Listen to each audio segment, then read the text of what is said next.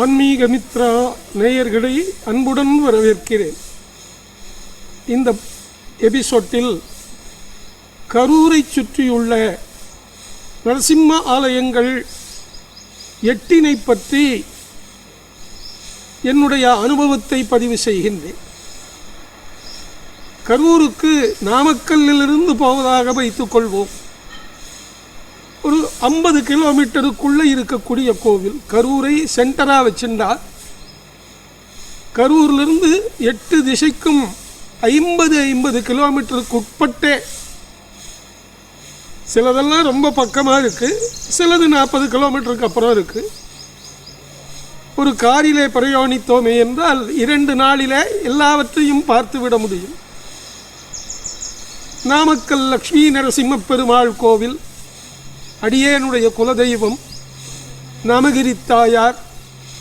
நாமகிரியிலே லக்ஷ்மி நரசிம்மன் குடைவரை கோயிலாக 1400 ஆண்டுகளுக்கு முன்பே பல்லவர்கள் காலத்தில் கட்டப்பட்ட அற்புதமான ஆலயம். கையிலே அற்புதமான நகங்களும் இரணியினை வதம் செய்த போது ஏற்பட்ட அந்த சிகப்பு கரையும் இன்றைக்கும் அப்படியே இருக்கிறது. மிகப்பெரிய உருவம் நாமக்கல் லக்ஷ்மி நரசிம்மர், நாமக்கல் ஆஞ்சநேயர். நாமக்கல்லிலிருந்து நேராக கரூரிலே இருக்கக்கூடிய உள்ளூர் பெருமாள் ஆலயத்திலும் லக்ஷ்மி நரசிம்ம பெருமாள் இருக்கிறார். அங்கிருந்து நீங்கள் கரூரிலிருந்து திண்டுக்கல் பாதையிலே பயணித்தால் முதலில் வருவது தான்தோன்றிமலை. அதை தாந்தோணிமலை என்றும் சொல்வார்கள். தானாக தோன்றிய மலை தான்தோன்றிமலை. அங்கே 2 நரசிம்மரை பார்க்கலாம். தான்தோன்றிமலையின் மேலே பெருமாள் இருக்கார். சின்ன திருப்பதின்னு சொல்கிறார். பெரிய திருப்பதி ஆந்திராவிலே இருக்கிறது. இது சின்ன திருப்பதி தான்தோன்றிமலை. அங்கே அடிவாரத்திலேயே 2 நரசிம்மரை பார்க்கலாம். ஒன்று அமர்ந்த நிலையிலே நரசிம்ம பெருமாள், இன்னொன்று ஜலநரசிம்ம பெருமாள் என்கிற 2 பெருமாளை தான்தோன்றிமலையிலே அடிவாரத்தில் காணலாம். மலை உச்சியிலே சுதர்சனருக்கு பின்னாலே யோக நரசிம்ம சுவாமி இருப்பதை காணலாம். கரூரிலிருந்து நீங்கள் திருச்சி பாதையிலே செல்வதாக வைத்துக்கொள்வோம். அங்கே சிந்தலவாடி என்கிற ஒரு ஊர் இருக்கிறது. திருக்காம்புலியூருக்கு ரொம்ப பக்கத்தில். விசாரிச்சா சொல்லுவா, திருக்காம்புலியூருக்கும் ரொம்ப பக்கத்தில். திருக்காம்புலியூரிலே ஹரியாச்சார் என்று சொல்லக்கூடிய ஒரு அந்தணர் வசித்து வந்தார். மாத்வ பிராமணர், வியாசராஜ மடத்தை சேர்ந்தவர். அவர் ஒரு கனவு காண்கிறார்.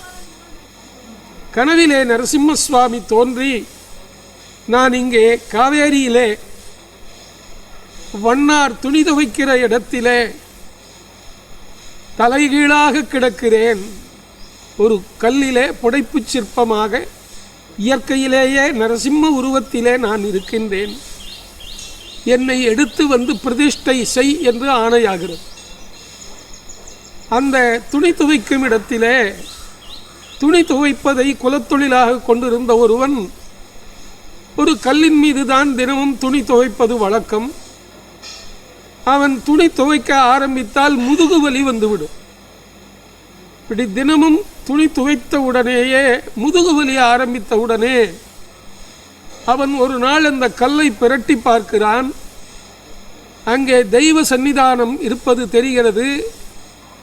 அவனுடைய கல்வி அறிவுக்கு அது என்ன சுவாமின்னு தெரியல. அவன் கவலையோடு வந்து படுத்து கொண்டு விட்டான். இப்படி நான் சுவாமியின் முதுகில் அடித்ததால் தான் எனக்கு முதுகு வலி வந்தது என்பதை மட்டும் புரிந்து கொண்டான்.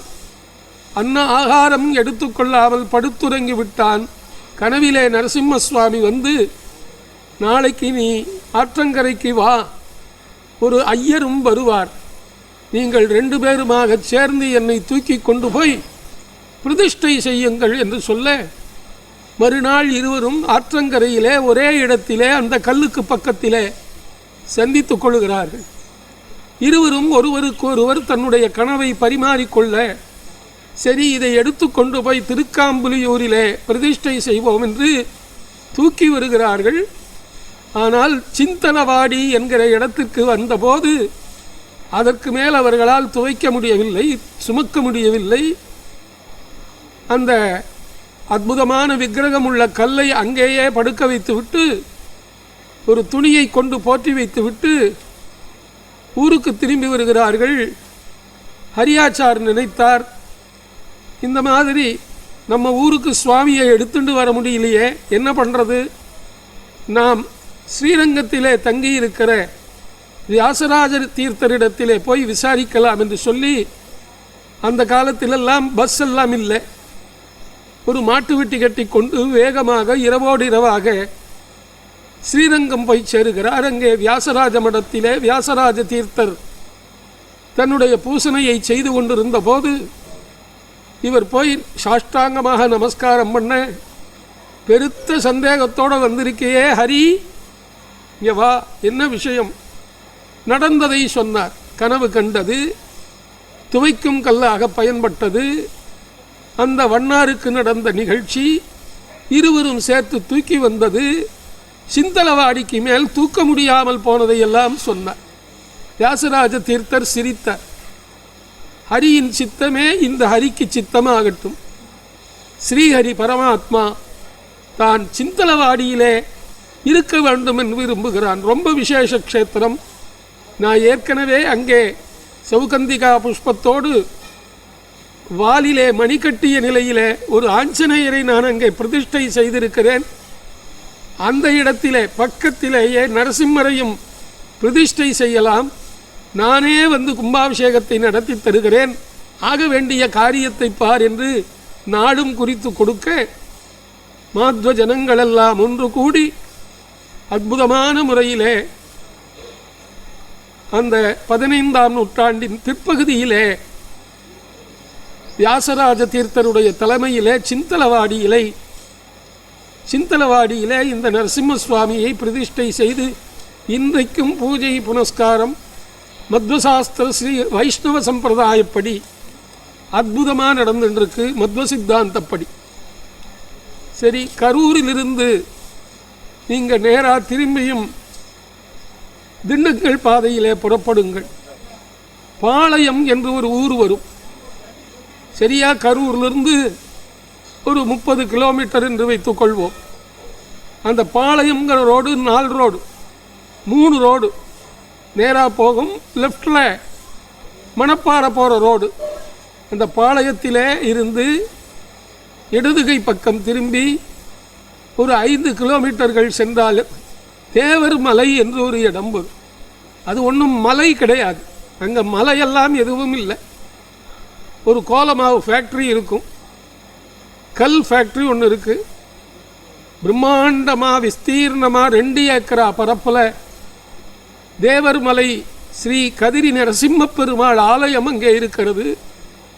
அது 400-500 ஆண்டுகளுக்கு பழமையான கோவில். குமுதம் ஏஎம்ஆர் என்கிற ஐயா அவர்கள் குமுதம் இதழிலே இதை தெரியப்படுத்திய பிறகு ரொம்ப பிரபல்யமாகி சமீபத்திலே 6-7 வருடங்களுக்கு முன்னாலே கும்பாபிஷேகம் கண்டு ரொம்ப அற்புதமாக பண்ணியிருக்கா. சிலை பழைய சிலை தான், கோவிலை புதுப்பித்து ரொம்ப பிரம்மாண்டமாக எந்த காலத்திலும் மழையோ வெள்ளமோ மூழ்காடுபடி நல்லா உயரப்படுத்தி 10 அடி உயரப்படுத்தி அற்புதமாக கட்டியிருக்கிறார்கள். தேவர்மலை கதிரி நரசிம்ம பெருமாள் கோவில் ரொம்ப அற்புதமான கோவில். அங்கிருந்து நீங்கள் நேராக போனீங்கன்னா ராமகிரி, நாமகிரி அல்ல, ராமகிரி, ராமகிரி என்று ஒரு கிராமம். இது நேர்பாதையில் போகிற போது அங்கே வீடுகள் எல்லாம் ஒன்றும் கிடையாது. நீங்கள் லெஃப்டில் பார்த்துட்டே வரணும். கரூர் டு திண்டுக்கல் பாதையிலே பாளையம் தாண்டினால் ராமகிரி என்று ஒரு இடம், கிராமம். கூகுள் மேப் போட்டால் கிடைக்கும். ஒரு ஆர்ச் போட்டிருப்பா, கல்யாண நரசிம்ம சுவாமி போகும் கோவிலுக்கு போகும் பாதை போட்டிருக்கா.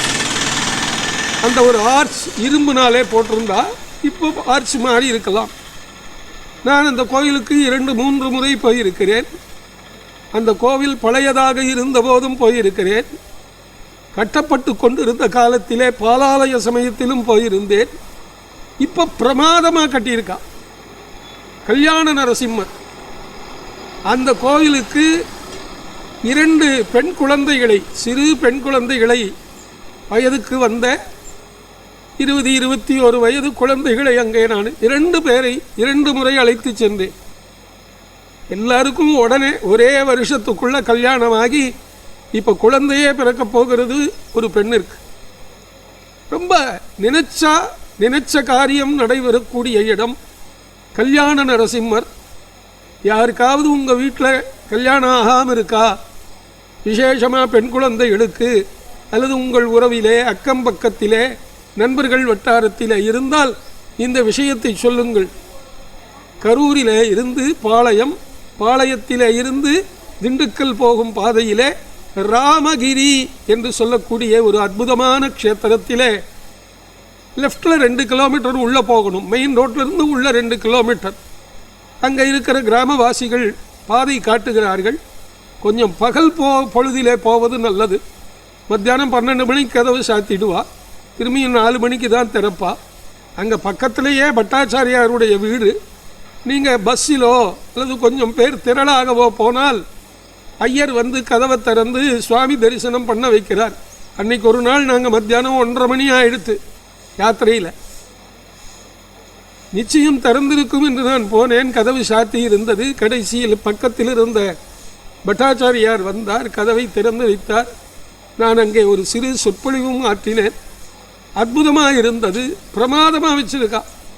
அந்த ராமகிரி கல்யாண நரசிம்ம சுவாமியினுடைய கர்ப்பகிரகத்தை பார்த்துட்டா கண்ணை திருப்புறதுக்கு மனசே வராது. அவ்வளவு நீட்டா பத்திரமா பிரமாதமாக வச்சிருக்கா. அவசியம் எல்லாரும் அங்கே போயிட்டு வாங்க. அதே மாதிரி தான் அதே துறையில் உஜிலையாம்பாறை என்று சொல்லக்கூடிய ஒரு இடம் இருக்கிறது. அங்கே நரசிம்ம சுவாமி கோயில் இருக்கிறது. பக்கத்திலே ஒத்தக்கடை என்று ஒரு ஊர் இருக்கிறது. அங்கே நரசிம்ம சுவாமி இருக்கிறார். அரவக்குறிச்சிக்கு பக்கத்திலே தாண்டினால் ஒட்டஞ்சத்திரம் வருகிறது அல்லவா, அங்கே ரெட்டிப்பட்டி என்கிற ஒரு ஊர் இருக்கிறது. அங்கும் நரசிம்ம சுவாமி இருக்கார். இந்த கரூர் டு திண்டுக்கல் பாதையிலே தாடிக்கொம்பு என்று ஒரு ரொம்ப பிரசித்தி, ரொம்ப பணக்கார கோவில். அங்கே ஸ்வர்ணாகர்ஷண பைரவர் கூட இருக்கார். திருப்பதியில் இருக்கிற பெருமாளை சின்னதாக பார்க்கணும்னா தாடிக்கொம்பு பிரசன்ன வெங்கடாஜலபதி கோவிலுக்கு போகணும். அந்த கோவிலை வலம் வரும்போது வெங்கடேச பெருமாளுக்கு நேர் பின்புறத்திலே லக்ஷ்மி நரசிம்மர் பிரதிஷ்டை செய்திருக்கிறார்கள். ரொம்ப கம்பீரமான விக்கிரகம், ரொம்ப அற்புதமான விக்கிரகம். பார்க்க கண்கோடி வேண்டும் என்று சொல்வார்கள். அந்த லக்ஷ்மி நரசிம்மரையும் நீங்கள் எங்கே தரிசிக்கலாம். இப்படி கரூரை மையமாக வைத்து கொண்டால் சிந்தலவாடி போகலாம்.